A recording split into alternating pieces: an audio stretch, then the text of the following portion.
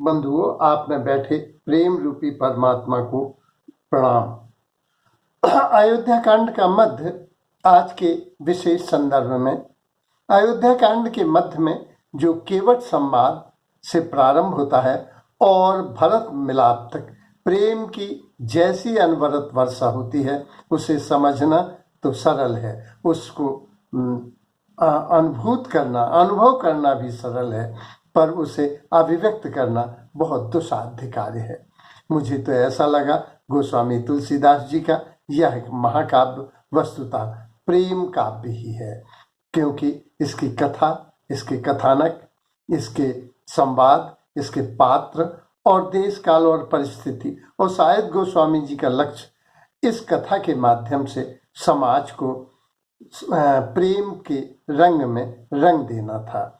इसकी प्रेम की शक्ति को अभिव्यक्त करने के लिए उन्होंने श्रेष्ठतम पात्र सब को, जो शंकर भगवान हैं, उनको चुना है और उनके माध्यम से इस महाकाव्य के प्रारंभ में ही कहलाया, हरि व्यापक सर्वत्र समाना, प्रेम ते प्रगट होए मैं जाना। और इतना ही नहीं, आगे भी उन्होंने कहलाया कि अग जग मैं सब रहत विरागी, प्रेम ते प्रगट होए चिम आगी।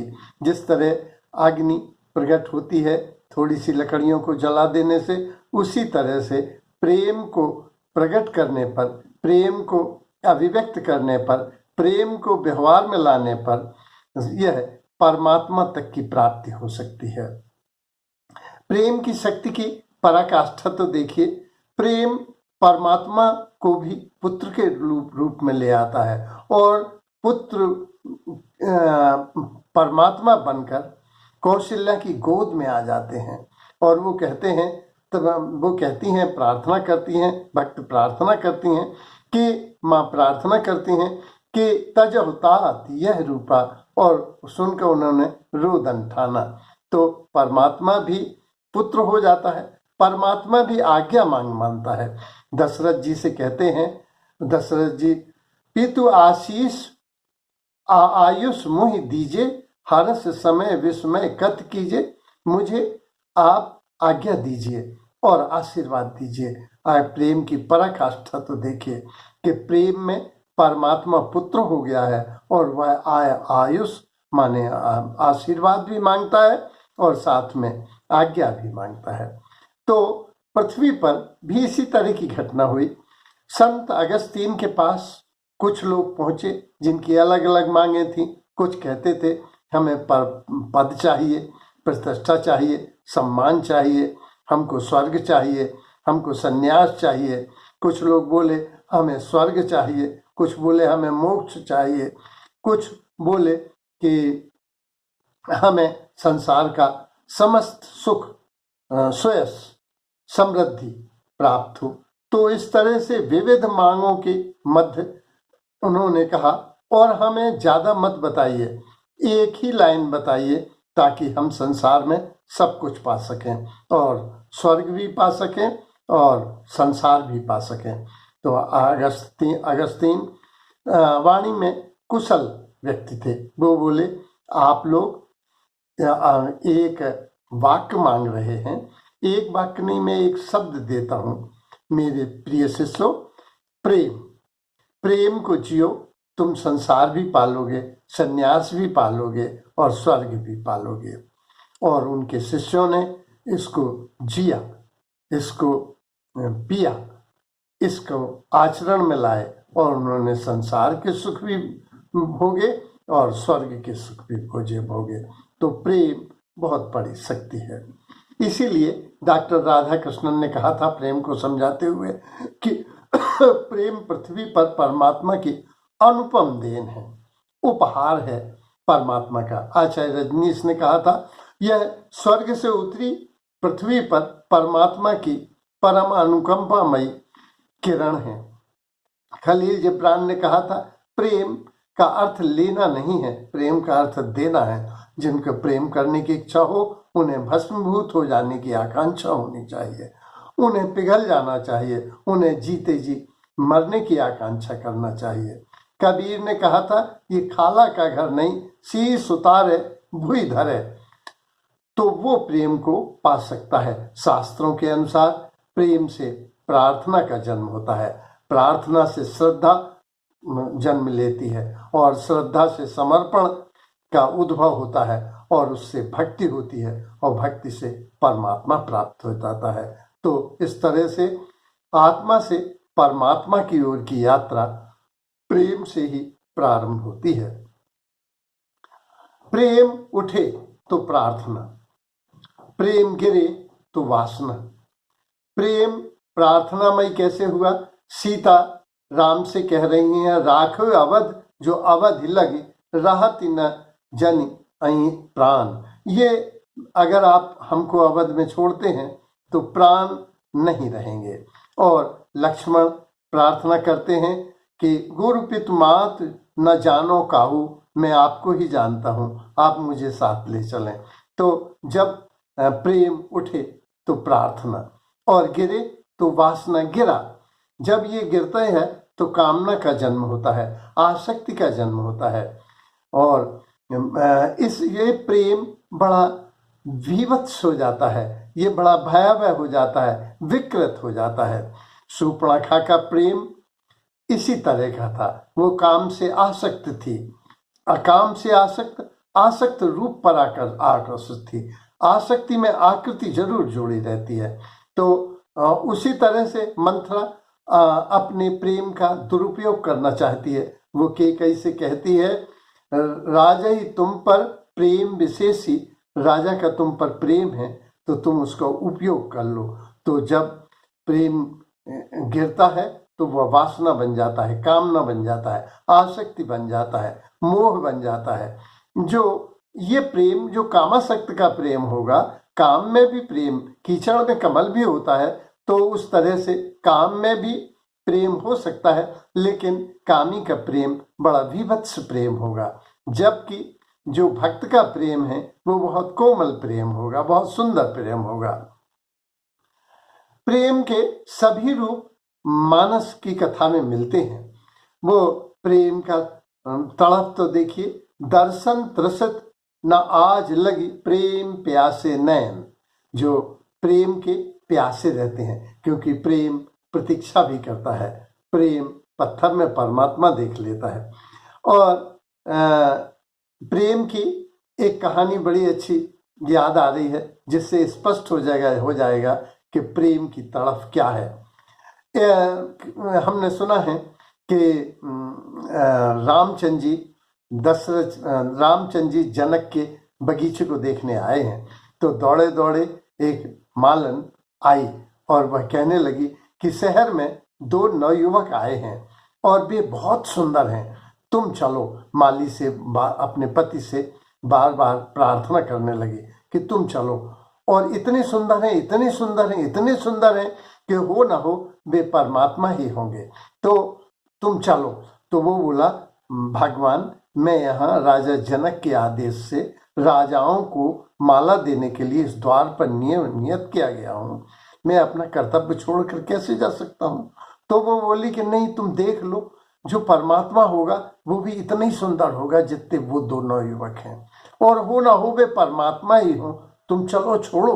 तो वो बोला कि नहीं, अगर ऐसा है तो अगर वे परमात्मा ही होंगे तो वे जानते हैं कि मैं भक्त हूँ, और भक्त के पास भगवान आते हैं, और मैं अपने कर्तव्य पर भी डटा हूँ। इसलिए जो बहुत धार्मिक लोग हैं, जो बहुत भक्त लोग हैं, उनके पास भगवान आ जाते हैं, आएंगे। तो वो बोली, तुम पुरुष लोग हमारा कहना नहीं मानते, और वो चली गई। इस तरह से पूरे दिन माली अपने कर्तव्य पर डटा रहा। शाम को वो जल्दी सो गया। इधर राम और लक्ष्मण गुरु जी के पांव दाब रहे थे। तो पांव दाबते दाबते भगवान को याद आया कि एक माली ने कहा था कि मैं भक्त हूँ और अपने कर्तव्य पर लगा हुआ हूँ, तो भगवान आएंगे, दर्शन देंगे। तो उन्होंने प्रेरणा दी। तो गुरु ने एकदम कहा कि अरे संध्या उपासना आज हुई नहीं, और फूल ले आओ दौड़ के।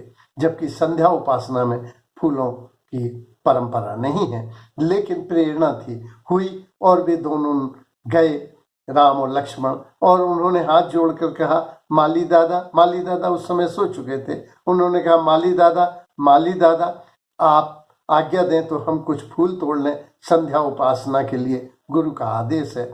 जैसे ही वो जगह उसने दो नवयुवक देखे, उसे मालिन याद आई और उसने कहा ये फूल तुम्हारे हैं, ये बगीचा तुम्हारा है, मैं तुम्हारा हूँ। भगवान मालिन पहचान पाई कि नहीं मुझे पता नहीं, लेकिन मैंने तुम्हें पहचान लिया। तो इस तरह से प्रेम प्रेम की तड़फ अलग होती है और प्रेम में परमात्मा भी खिंचा चला आता है। प्रेम के सभी रूप इस महाकाव्य में देखने को मिलते हैं। जो कौशल्या हैं वो वात्सल्य की देवी हैं, वे वात्सल्य की मूर्ति हैं। वे उन्होंने वरदान ही मांगा था, सोई गति सोई मति सोई रहन, तो इसलिए उनकी मति गति और रहन बड़ी बुद्धिमत्तापूर्ण रहे और वे वात्सल्य प्रेम से आपूरित हैं। तुलसीदास जी ने लिखा है कि उनके आंचल में दूध आ गया, तो ये प्रेम की पराकाष्ठा है। और कौशल्या ने जब दशरथ जी को समझाया है तब भी वे अपनी मति अपनी बुद्धि का परिचय देती हैं और प्रेम की मूर्ति वे पूरी कथा में बनी रहती हैं। सुमित्रा जब प्रेम गिरे तो भले वो वासना बने, उठे तो प्रार्थना बने, लेकिन झुके तो वो सेवा बन जाता है और जब तरल हो तो वो वात्सल्य बन जाता है। तो सुमित्रा जो वात्सल्य की और सेवा की प्रतिमूर्ति, हमने सुना है कि राजा दशरथ के रानियां तो दो ही थीं विधिवत रूप से, ये दासी रानी थी। इसीलिए जब हावी बटी तो उनने कौशल्या और कैकेयी को ही प्रसाद दिया था। इन्होंने फिर अपना ये आधा आधा अंश इन्हें दिया सुमित्रा को और उस तरह से इन्हें 4 पुत्र प्राप्त हुए, क्योंकि सुमित्रा को कौशल्या का भी प्राप्त हुआ था और कैकेयी से भी प्राप्त हुआ था। तो इसीलिए उन्होंने राम की सेवा में लक्ष्मण को लगा दिया और अपने छोटे पुत्र को भरत की सेवा में लगा दिया। तो प्रेम अगर झुकता है, तरल होता है, तो वह वात्सल्यमय हो जाता है और सेवा में लग जाता है। प्रेम, गांधी जी ने लिखा था कि प्रेम का अंतिम लक्ष्य तो सेवा ही होना चाहिए।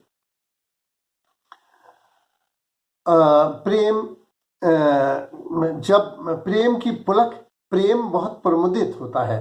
प्रेम, केवट का प्रेम देखिए, वो कहता है अति आनंदो उमग अनुरागा चरण सरोज पखारन लगा। तो वो पुलक तो देखिए, फिर दशरथ जी की पुलक देखिए, प्रसन्नता देखिए, प्रमुदित देखिए। दशरथ जी कहते हैं प्रेम पुलक तन मुदित मन गुरु ही सुनाई जाए, माने प्रेम से पुलकित होकर, प्रसन्नचित्त होकर, प्रफुल्लित होकर, खिलकर। नगरजन कैसे प्रेम में प्रसन्न है। पुलक सप्रेम परस्पर कहीं भरत आगमन सूचक अहि। वशिष्ठ भी प्रेम की मूर्ति बन जाते हैं। सुन सने साने वचन मुनि रघुवंश प्रशंस। तो प्रेम के जो रूप हैं वो तो भरत ही हो गए हैं। प्रेम चलता फिरता रूप, प्रेम ने अगर रूप धारण किया है तो वो भरत और लक्ष्मण के रूप में किया है। प्रेम मूर्तिमान हो गया है, ये प्रेम के मूर्तिमान रूप हो गए हैं। प्रेम कहते हैं राम जब लक्ष्मण को देखते हैं तो वे क्या कहते हैं, क्या देखते हैं, राम बिलोकई बंधु कर जोरे, राम बिलो की बंधु कर जोरे, देह गे सब सन तनु तोरे।